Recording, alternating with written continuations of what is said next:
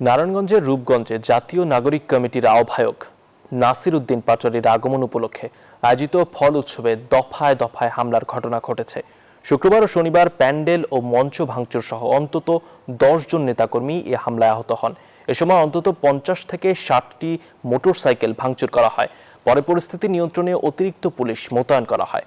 আহতদের উদ্ধার করে রূপগঞ্জ উপজেলা স্বাস্থ্য কমপ্লেক্সে ভর্তি করা হয়। এনসিপি এই হামলায় ছাত্রদলের সম্পৃক্ততার অভিযোগ করলেও ছাত্রদল তা অস্বীকার করে।